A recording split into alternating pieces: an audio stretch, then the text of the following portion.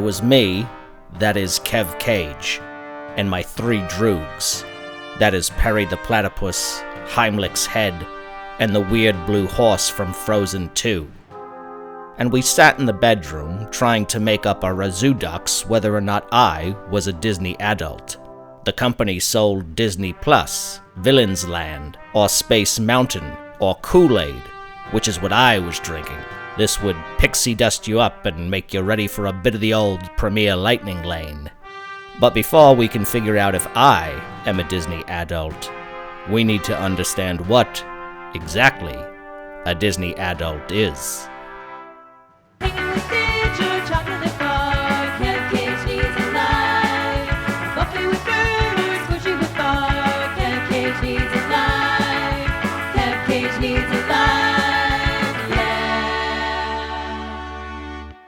Disney adult.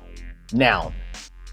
A slur used to describe adults who obsess over theme parks, particularly Disney theme parks. At first read, that does kind of sound like me. I like theme parks. I like Disney theme parks. I'm an adult. But that definition feels too broad. I think the actual definition of a Disney adult needs something else. Something more specific. It seems like the most obvious sin a Disney adult commits is obsessing over something that's ostensibly for children. After all, we don't characterize kids who like Disney as Disney kids, and that's not because kids don't deserve to be shamed for their weird obsessions. Horse Girls, perfect example. But what I would argue is that there's lots of reasons why an adult might enjoy something that's intended for kids, and liking a thing or a place that is typically most enjoyed by a child, I don't think that in and of itself makes someone worthy of this kind of scorn. Now, I'm not going to argue that theme parks are actually for adults. Any place that sells bubble wands and has an event called Kids Rule Summer isn't for you. Yeah, you specifically. Your time has passed.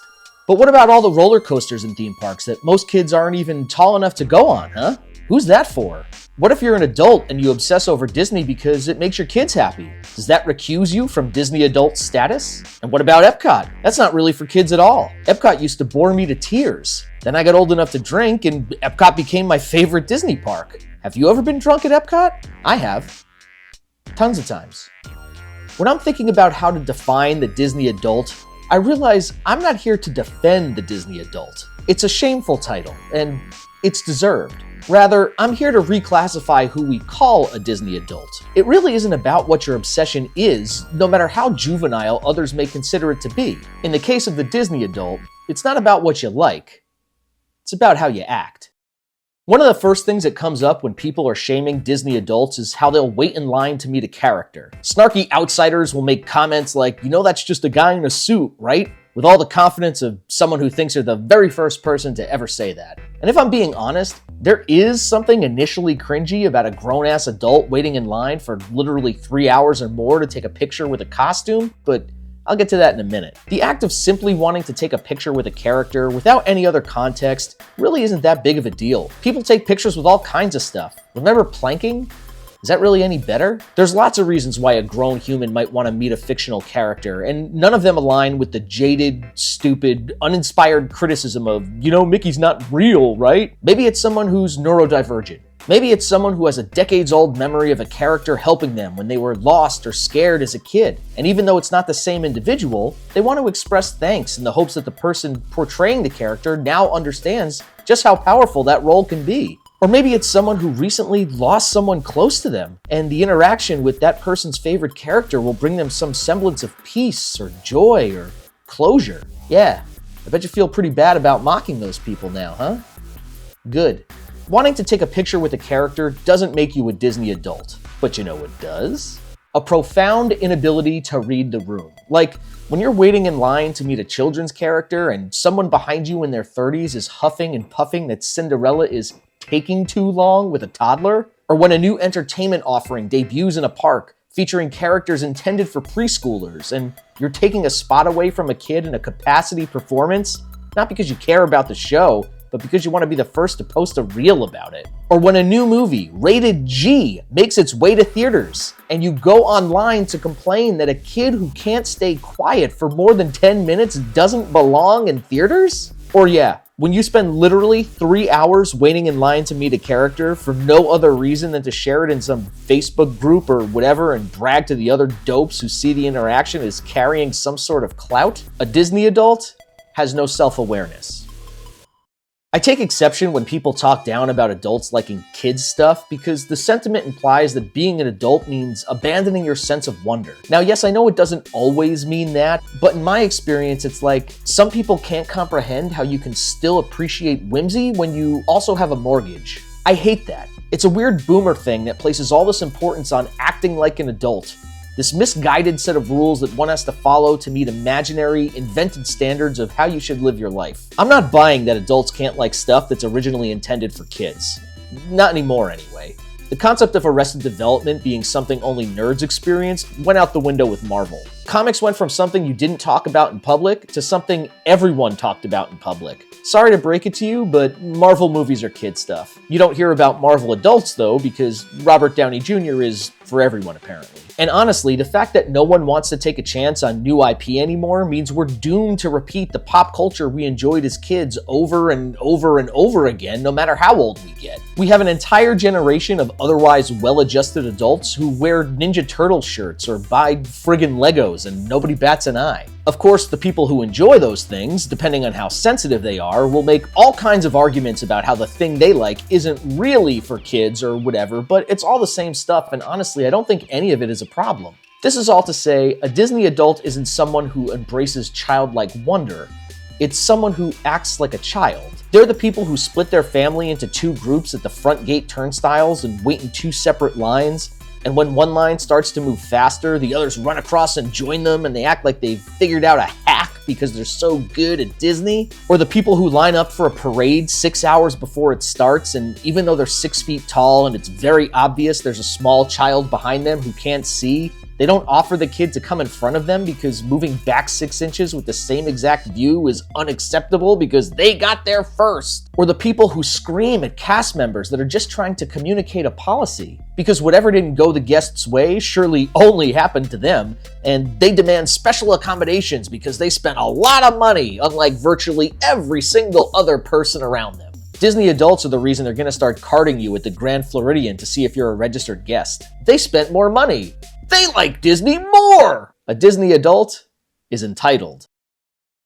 I used to gatekeep really stupid things. It was a bad personality trait, and I'm glad I became self-aware enough to stop doing it. Now, this is gonna sound like gatekeeping, but I swear it's not. To me, there's a big difference between being in a Disney park and appreciating the artistry versus being in a Disney park in some costume standing in front of a ride thinking you are the artistry. Look, I'm not saying a real Disney fan needs to appreciate everything on a profound level. Not at all. You can like the roller coaster because it goes fast. That doesn't make you any less of a fan.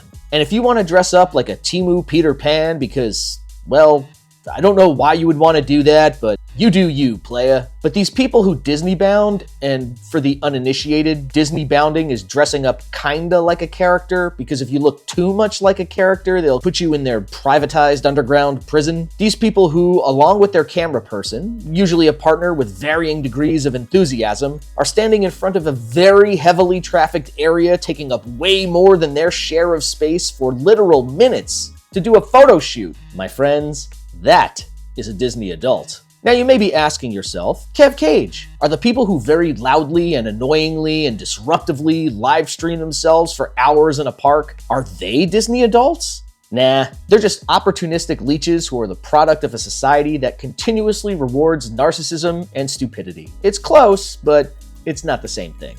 A Disney adult is always the main character.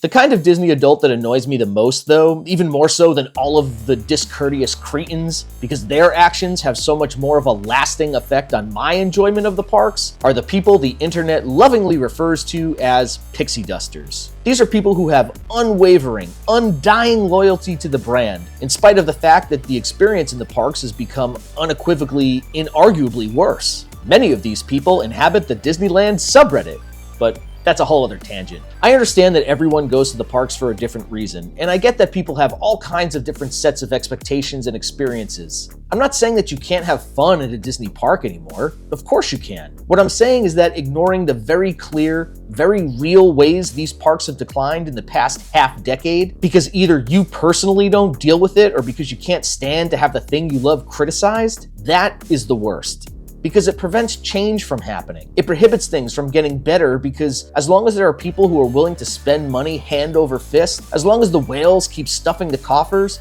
there's no impetus for the company to do better. What kind of thing am I talking about? Well, let's look at some real life examples. When a reasonable person says that Disney hotels are outrageously priced for their amenities, the Disney adult says, according to Pew Research, the percentage of people in the upper income tier has nearly doubled since 1971. Plus, the country has grown, and even a flat percentage would have meant more wealthy families today. There are simply many more moderately to very wealthy people than ever. I'm sorry. What? The Disney adult will say that Lightning Lane is a great system, even for the average vacationer who doesn't live and breathe this stuff. And then ask a question like, if you want to do more than one Tier 1 ride when booking in advance, can you book one Tier 1 ride and two Tier 2 rides, but then after you have ridden the Tier 1 ride that day, switch one of your Tier 2 rides to a different Tier 1 and have no concept of how insane that sounds? And then, if a normal person gets confused and dislikes the system, the Disney adult says, you're just not using it right. Ay Dios mío! Or when faced with every single legitimate criticism of the parks, everything from an anti-consumer reservation system to price hikes that outpace inflation by double digits, to the level of ingenuity and detail and service that were previously unmatched, now falling to the wayside, their productive and helpful response is, if you don't like it, don't go. It's pretty obvious how all these people vote, right? So am I a Disney adult? No, of course not. I'm great. Because it's quite possible, preferable even, to be an adult who likes Disney without being a Disney adult. That just makes you a regular adult. An adult who goes to theme parks, sometimes alone, who maybe makes video essays about theme parks to put on YouTube because that's totally different than being an influencer. Yep, just a regular adult who made a shirt he's trying to sell to people to proclaim in a public, obnoxious fashion how not like a Disney adult he actually is. Yeah, I was cured all right.